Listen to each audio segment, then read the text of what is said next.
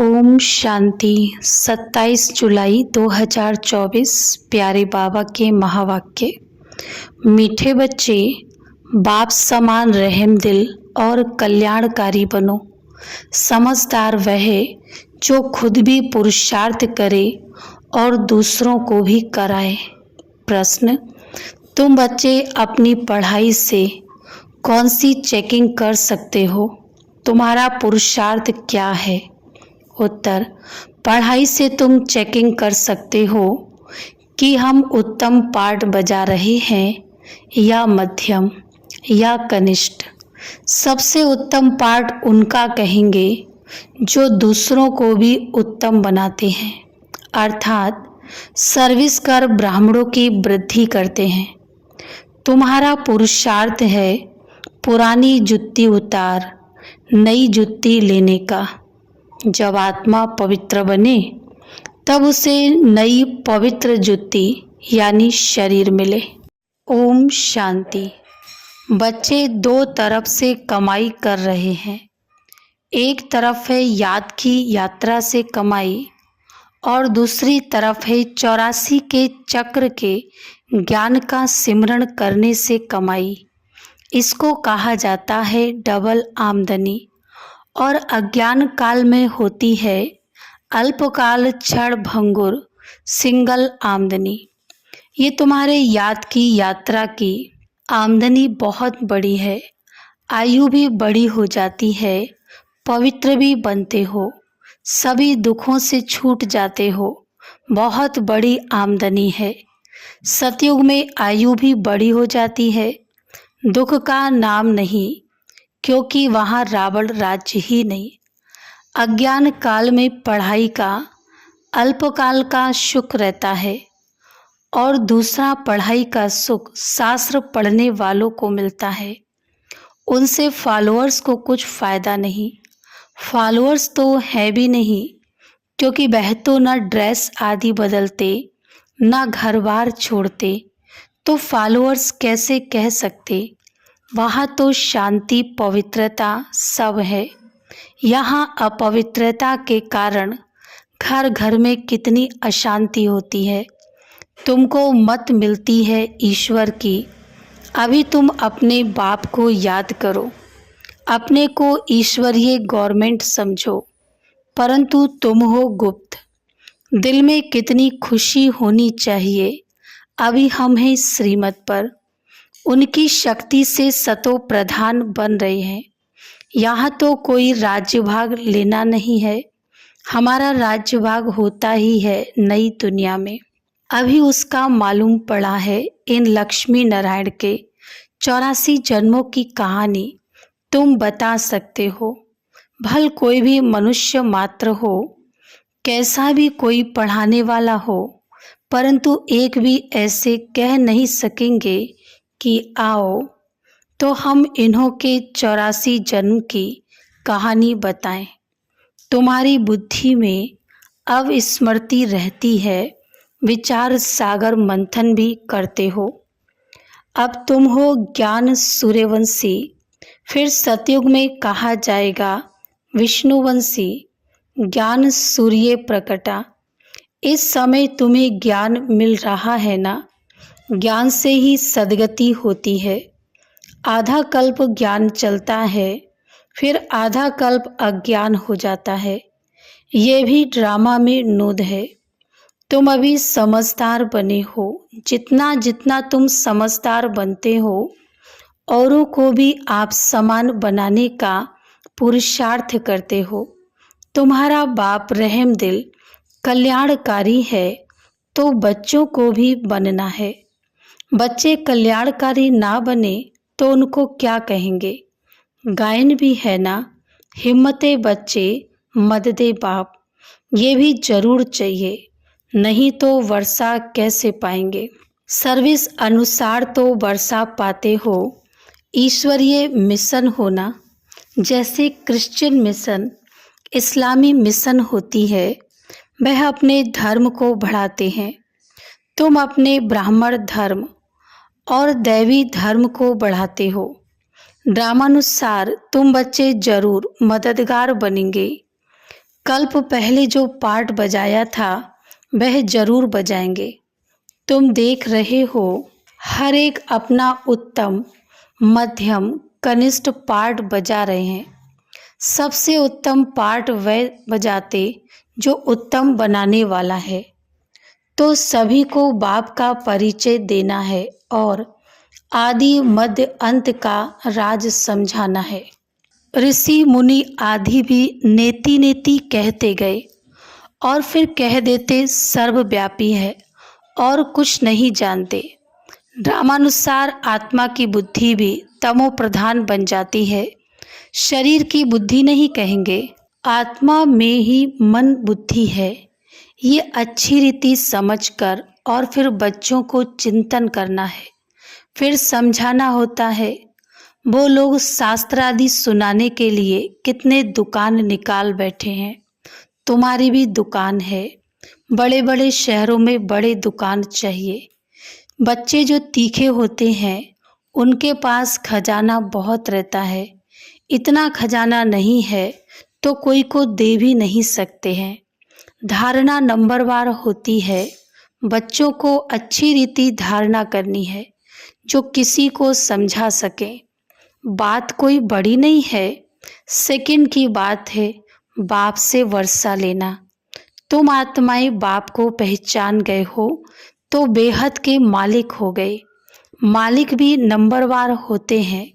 राजा भी मालिक तो प्रजा भी कहेगी हम भी मालिक हैं।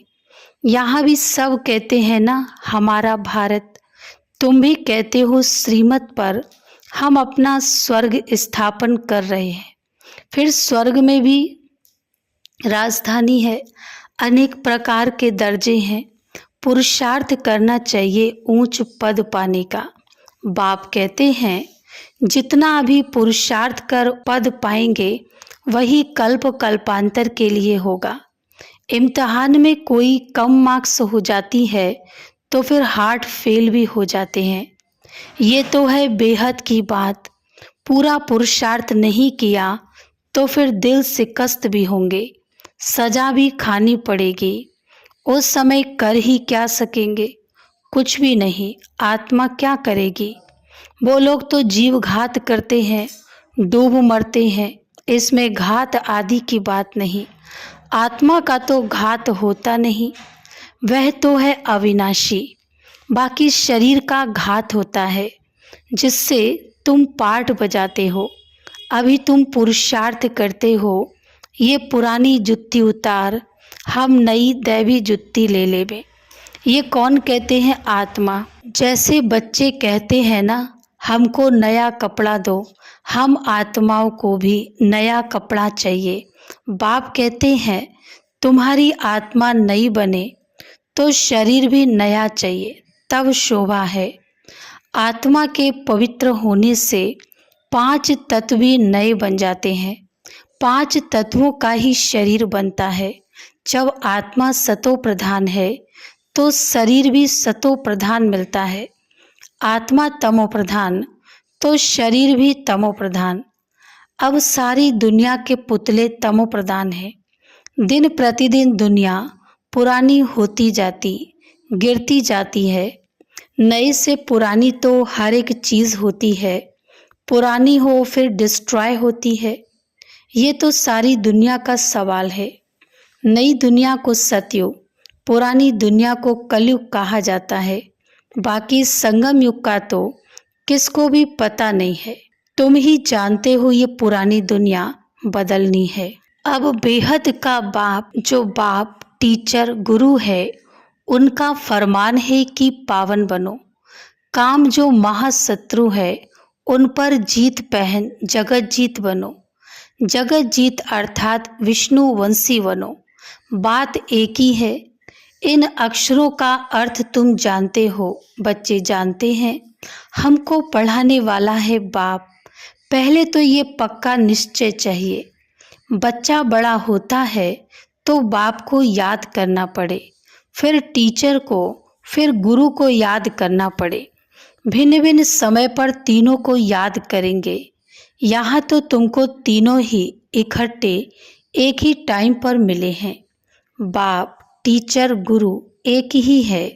वो लोग तो वानप्रस्थ का भी अर्थ नहीं समझते। वानप्रस्थ में जाना है इसलिए समझते हैं गुरु करना चाहिए। 60 बरस के बाद गुरु करते हैं, ये कायदा अभी ही निकला है। बाप कहते हैं इनके बहुत जन्मों के अंत में वानप्रस्थ अवस्था में मैं इनका सतगुरु बनता हूँ। बाबा भी कहते हैं 60 बरस के बाद सतगुरु किया है, जबकि निर्वाण धाम जाने का समय है। बाप आते ही हैं सबको निर्वाण धाम ले जाने। मुक्ति धाम जाकर फिर पाठ बजाने के लिए आना है। वानप्रस्थ अवस्था तो बहुतों की होती है, फिर गुरु करते हैं। आजकल तो छोटा बच्चा हुआ उनको भी गुरु करा देते, फिर गुरु को दक्षिणा मिल जाएगी। क्रिश्चियन लोग क्रिश्चनाइज कराने गोद में जाकर देते हैं, परंतु वे कोई निर्वाण धाम में जाते नहीं। ये सब राज बाप समझाते हैं। ईश्वर का अंत तो ईश्वर ही बताएंगे। शुरू से लेकर बतलाते आए हैं, अपना अंत भी देते हैं और सृष्टि का ज्ञान भी देते हैं। ईश्वर खुद आकर आदि सनातन देवी देवता अर्थात स्वर्ग की स्थापना करते हैं। इनका नाम भारत ही चला आता है। गीता में सिर्फ श्री कृष्ण का नाम डाल कितना रोला कर दिया है। ये भी ड्रामा है, हार और जीत का खेल है। इसमें हार जीत कैसे होती है ये बाप बिगड़ तो कोई बता न सके। ये लक्ष्मी नारायण भी नहीं जानते कि हमको फिर हार खानी है। ये तो सिर्फ तुम ब्राह्मण ही जानते हो, शूद्र भी नहीं जानते। बाप ही आकर तुमको ब्राह्मण से देवता बनाते हैं। हम सो का अर्थ बिल्कुल अलग है, ओम का अर्थ अलग है। मनुष्य तो बिगर अर्थ जो आया वह कह देते हैं। अभी तुम जानते हो कि कैसे नीचे गिरते हैं फिर चढ़ते हैं। ये ज्ञान अभी तुम बच्चों को मिलता है। ड्रामानुसार फिर कल्प बाद बाप ही आकर बताएंगे। जो भी धर्म स्थापक हैं वह आकर फिर अपना धर्म अपने समय पर स्थापन करेंगे। नंबरवार पुरुषार्थ अनुसार नहीं कहेंगे, नंबरवार समय अनुसार आकर अपना अपना धर्म स्थापन करते हैं। ये एक बाप ही समझाते हैं। मैं कैसे ब्राह्मण फिर सूर्यवंशी चंद्रवंशी डिनाइस्टी स्थापन करता हूँ। अभी तुम हो ज्ञान सूर्यवंशी जो फिर विष्णुवंशी बनते हो। अक्षर बड़ी खबरदारी से लिखने होते हैं जो कोई भूल ना निकाले। तुम जानते हो ये ज्ञान का एक एक महावाक्य रतन हीरे हैं। बच्चों में समझाने की बहुत रिफाइननेस चाहिए। कोई अक्षर भूल से निकल जाए तो फट से राइट कर समझाना चाहिए। सबसे कड़ी भूल है बाप को भूलना। बाप फरमान करते हैं मामेकम याद करो, ये भूलना नहीं चाहिए। बाप कहते हैं तुम बहुत पुराने आशिक हो, तुम सब आशिकों का एक माशूक है। वह तो एक दो की शक्ल पर आशिक माशूक होते हैं, यहाँ तो माशूक है एक। वह एक कितने आशिकों को याद करेंगे। अनेकों को एक को याद करना तो सहज है, एक कैसे अनेकों को याद करेंगे। बाबा को कहते हैं बाबा हम आपको याद करते हैं, आप हमको याद करते हैं। अरे याद तुमको करना है पतित से पावन होने के लिए।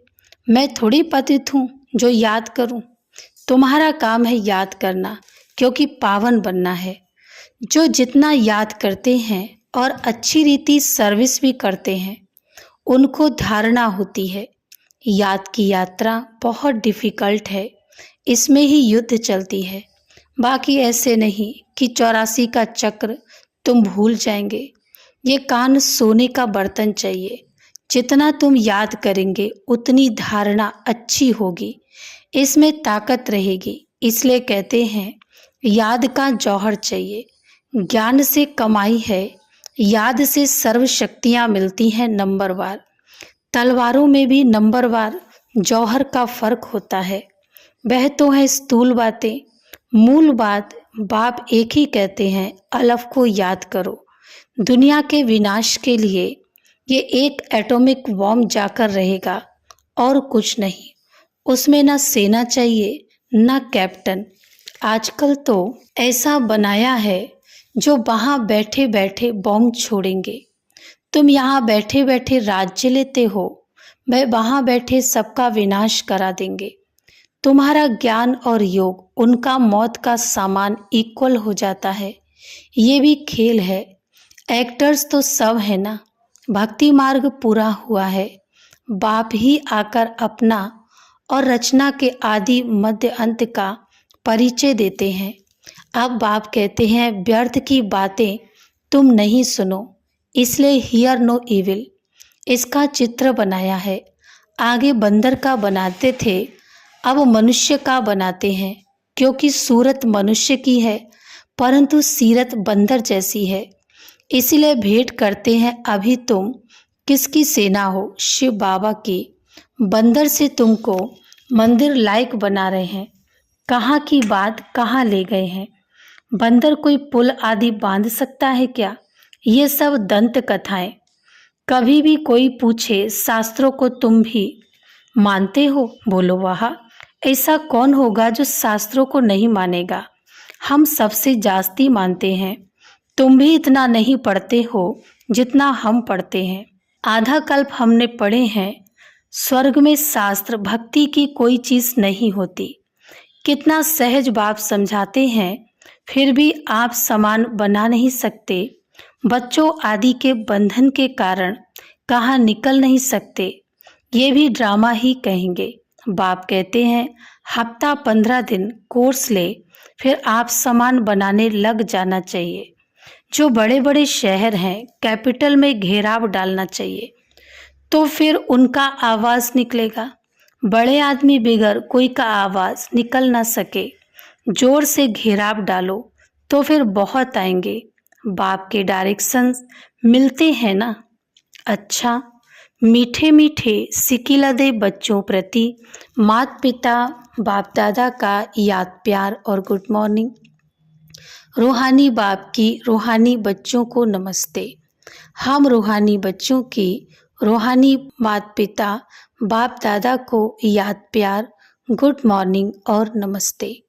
धारणा के लिए मुख्य सार नंबर 1, ज्ञान और योग से अपनी बुद्धि को रिफाइन बनाना है।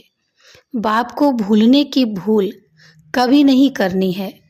आशिक वन मासुक को याद करना है। नंबर 2, बंधन मुक्त बन आप समान बनाने की सेवा करनी है।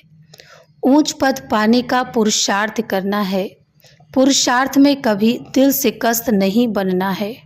वरदान, 1 मिनट की एकाग्र स्थिति द्वारा शक्तिशाली अनुभव कराने वाले एकांतवासी भव।